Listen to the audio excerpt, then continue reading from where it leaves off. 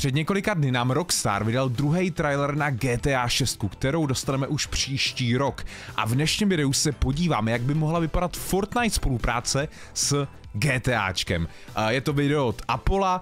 Fortnite has had thousands of different locations, but there's still a few that are missing. So today I'm going to be creating an entire battle royale map with your ideas as the location. Dokonce i Simpsonovi uvidíme v dnešním videu. In my previous video I made FNAF and Family Guy, but for the third location I wanted to Až be in uvidíte, the top co left of the map. tenhle borec vytvořil přes kreativ, tak si budete říkat, že to je reálná spolupráce s Fortnitem.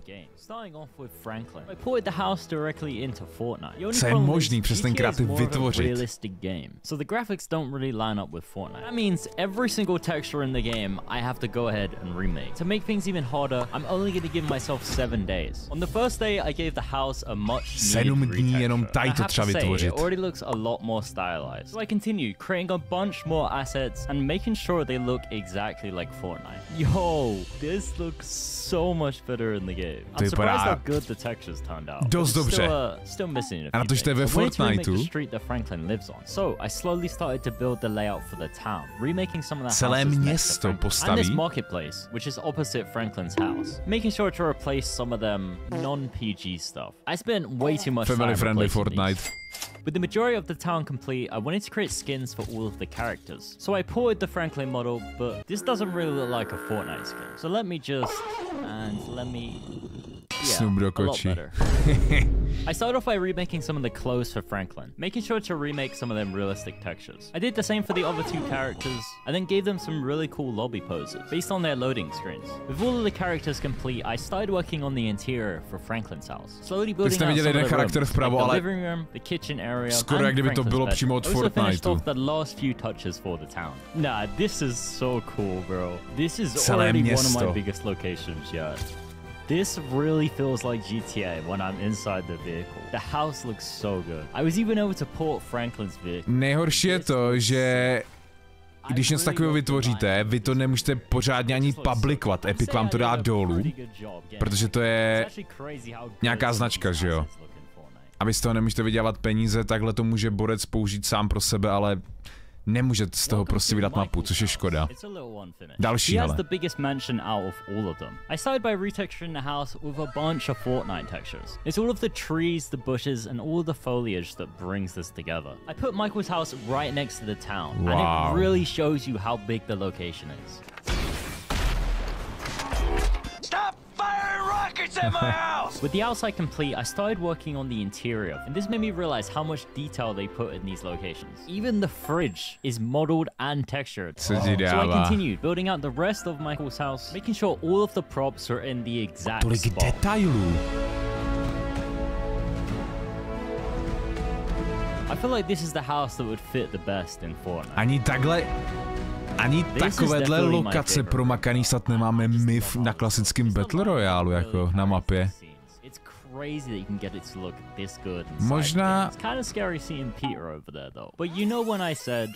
Možná minulou kapitolu bylo něco takového, takovýhle budovy, no.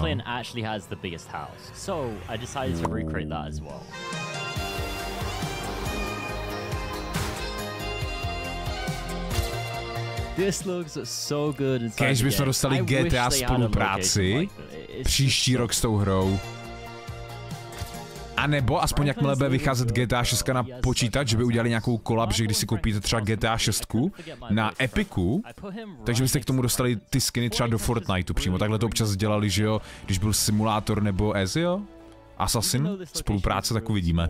I love how it turned out. The Trevor skin is definitely my favorite. I also ported Trevor's vehicle. Just don't get me started on the inside. I'm definitely not remaking that. With Los Santos complete, I wanted to create the next location in the top right of the map. Jenom z té samotné lokace by dokázal prostě vydat dobrou kreativ mapu a měl by to velký úspěch, ale jak říkám, nemá na to práva, Epic by mu tu mapu dal hned dolů, no. A budeme pokračovat ještě Simpsonovýma navíc v dnešním videu.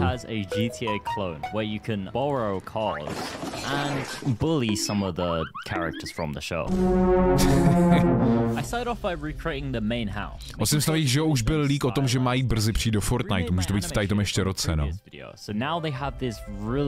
Tohle se taky mohli dostat s tou spoluprácí. The plan was to recreate a bunch of the buildings from the show, including Flanders House, Moe's Tavern, and the Quickie Mart. I stole a bunch of trees from the other location and just retextured them. Hopefully Peter doesn't... The Simpsons has always been my favorite TV show, so I wanted to do something very special, and I wanted to create interiors for all of the different buildings. Luckily, there's a game that's already done that, but I didn't want to just steal their models and just...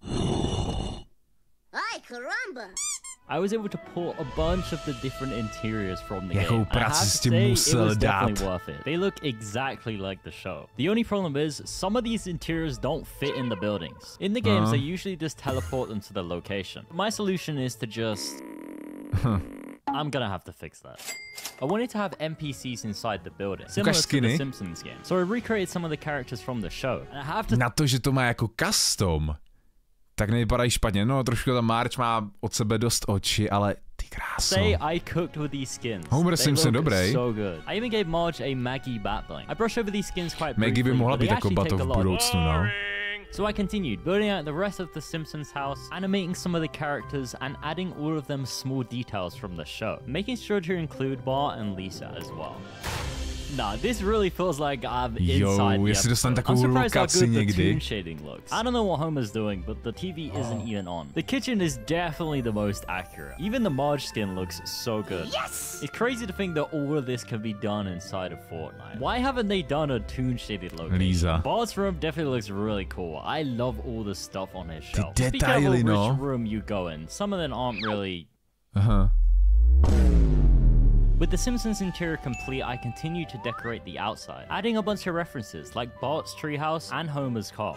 I started adding so many little details to this location that vlastně něco podobného mělo Borderlands s tou grafikou, že jo, v tom kresleném stylu v Chapter 1. Especially the elementary school. I was able to recreate the classroom from the intro.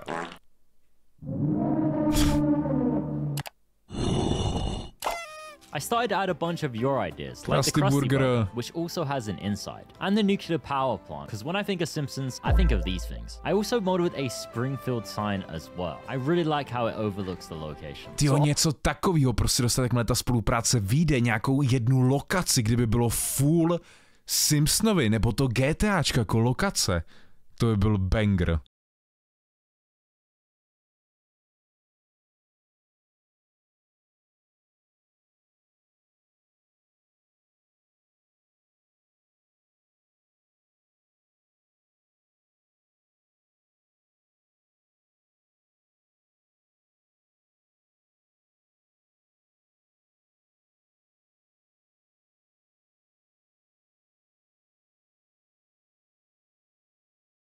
I even made a Krusty the Clown skin. Vypadá dobře. Even the Quickie Mart looks sick, and I couldn't forget my boy Apu. This area just really feels special, and it's just so cool to see this in 3D. And here's what some of the locations look like without the anime shader. Let me know which one you prefer in the comments. I've created 4 locations for my Battle Royale map so far, but there's still a few spots I have to fill. Let me know down below what I should create next. I sadly can't publish these 2 maps because Epic would deny them, but you can play the FNAF location in my previous video. The code is on your screen now. I can never portray how much time and effort I put into these videos, so I wow, jako snad se toho dočkáme, že takovouhle jako oficiální spolupráci dostaneme v budoucnu. Kdybyste se chtěli podívat na tato video, tak si když tak na YouTube vyhledejte kanál Apollo, který má i další videa z různých kreativ map a jak řekl, budou i další videa z dalších lokacích a tam když tak potom se můžete podívat na part 3. Díky, že jste dnešní takhle video dokoukali se mnou až do konce. Napište mi klidně do komentáře, jakou další spolupráci byste chtěli od Apollo, aby si pro nás připravil a my se uvidíme u dalšího videa. Zatím ahoj.